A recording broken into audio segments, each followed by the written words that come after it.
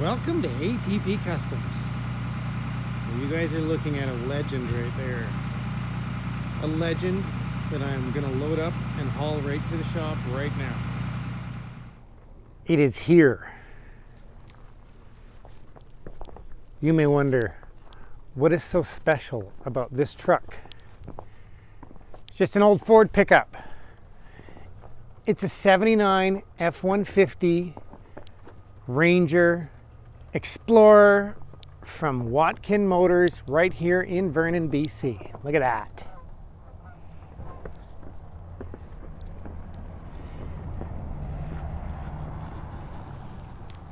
And we're about to pressure wash this thing off and pull it inside so you can hear the story on this truck, why it's so special to me. We'll go over it, what we got to do, what the plan is. But this truck has a great story and it means a lot to my family, and you are about to see why. And I'm hoping by the end of this video, this thing will be running and I can show you why.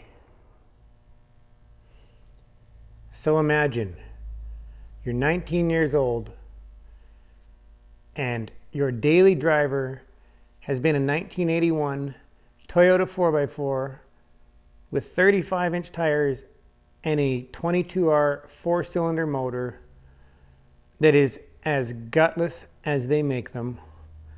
And that's what you're used to driving. And then one of your best buddies shows up with a truck he bought from a little old man who's owned it since brand new, that he paid $250 for. And the truck has factory air conditioning, factory cruise control, and a 460 under the hood in a half-ton pickup. What are a couple of 19-year-olds going to do with a 460? The amount of stories about this truck is insane. This truck has been airborne so many times I cannot count. We have a lovely hill in town called Suicide Hill. This truck was famous for going up Suicide Hill and getting airborne every single weekend. At that age, most guys want to go to the bar and drink. Nope. We have a 460 and we're going to drive it into the ground. And the amazing thing is, you could not wreck this truck. So then your buddy decides he doesn't need it anymore and he sells it to you for a case of beer. And at that point is when I got addicted to doing burnouts. And Peter's Tire Craft in town used to save me all of their takeoff tires. And back then, I could get a set of tires installed on the rear for $30 for a used set of tires installed and balanced. And they would last me 2 weeks tops. I would leave the tire shop in a cloud of smoke every 2 weeks. And the guys at the tire shops would laugh every single time, to the point where they started putting studded tires on this thing just so they could see the sparks fly when I left. Then somewhere along the lines, it's been so long, this truck has been sold so many times, but it keeps coming back. And I cannot quite remember. My dad ended up with it somehow. I was probably financially strapped and sold it to my dad as my guess. And so my dad sold it to a neighbor. And that little old man drove it nice and calmly. I don't think he ever put his foot into it, probably never opened the 4 barrels. And then he sold it back to my dad. It got bought and sold so many times it's crazy, and this truck just kept coming back to our yard. It does not want to leave our yard. So then my brother ended up with it, and it had some motor problems. I believe the oil pump failed in the 460 finally. So, what did my brother do? Well, it doesn't have a 460 in it anymore.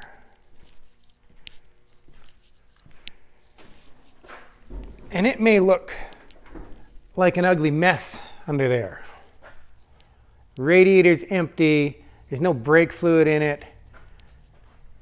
It just looks like a piece of crap, doesn't it? We have ourselves a 429 that's somewhere between 10.5 and 11-to-1 compression. And it was never, ever set up correctly It never ran correctly, and that's why it's here. This truck has been sitting under a tree at my dad's for 15 years, just collecting moss and leaves and garbage. And that is a block of ice. There's a Zodiac boat frozen in there. Some underlay for carpets. And somewhere in its life, someone did some body and paint in between when it sold and left our yard. And an individual decided that he would weld cab corners on it and just weld them right over top, as he did with the metal repair here. You can actually still see the panel. He just laid it on, welded it, and bondoed the crap out of it.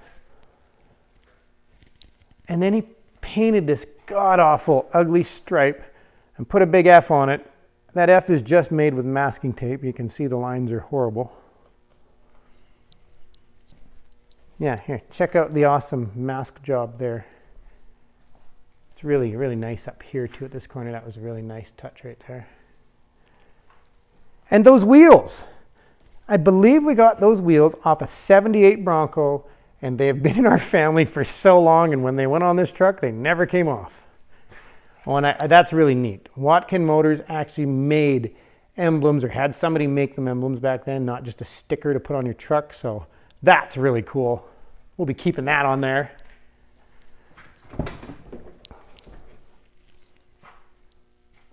Not bad. It's not all destroyed. The rockers aren't even rotted. Floor pan over there has started to show some daylight through it, so we're going to have to put a floor pan in that side. But this year is our year of YouTubing. We have to step things up. And we do not have a burnout machine because I sold my wife's Mustang. This is the most awesome burnout machine I have ever driven in my life. If you guys can ever get your hands on a 79 F-150 with a factory big block in it, oh my God, you have to own one. You will never want to give it up. It rides so smooth. It is so fast. Every single light that I would stomp the throttle, if you weren't paying attention, you got a goose egg right on the back of that glass. I could do it every single time. I could give someone a headache and a goose egg the minute that light turned green. It was amazing. You could roll through the intersection, drop it down to first, and yes, it's an automatic, and this thing would just light them up through the intersection. Oh yes, it doesn't have a posi, so light that one up. We have a one tire fire special, so I don't mind welding those up if we have to, but yes, the legend, formerly known as the 460, to all of my friends and family that have ridden in this truck. Eric, you know this thing. Curtis, if you're out there one day, hopefully you see this video. Curtis is my friend that I got it from. My goodness, this truck has been amazing to us. I can't believe that it's still around, keeps coming back, and doesn't want to leave, so we're keeping it. And we're bringing it back to life. Is the plan to restore it? Absolutely not. The plan is to get it running, make it reliable, and we need to do lots and lots of burnouts. Because I have never driven a 429. I did not get to drive this after the 429 went in it, but all I heard was that it wasn't right, did not have the same power as the 460. The factory 460 in this only made somewhere between 214 and 240 horse, depending on what website you look at, because they're all different. And the 429, I believe this was out of a 71 T-Bird. It made 365 horse and 480 pounds of torque, but was 10.5 to 11 to 1 compression. I think that was because of all the lead in the fuel back then. So, from what I've been reading, you're supposed to run this thing on 94 octane or higher. And I'm pretty sure back then everybody was just throwing regular fuel in their vehicles. So we need to crank this thing up. It needs an aluminum manifold and a carburetor, but first, we're going to get it going. We'll have it running by the end of this video.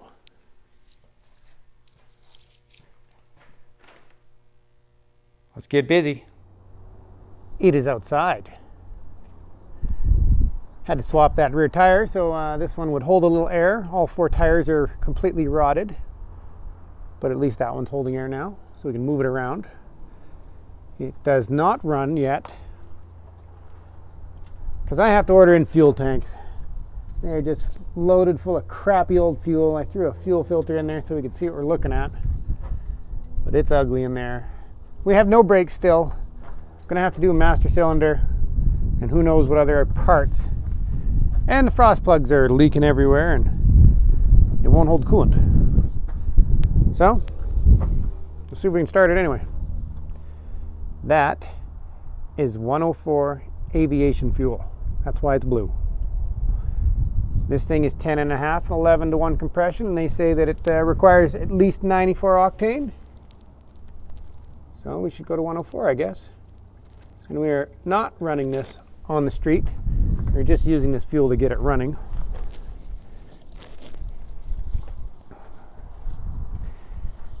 I've changed the oil and filter already.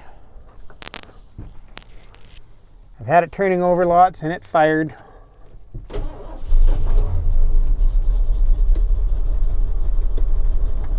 It's alive.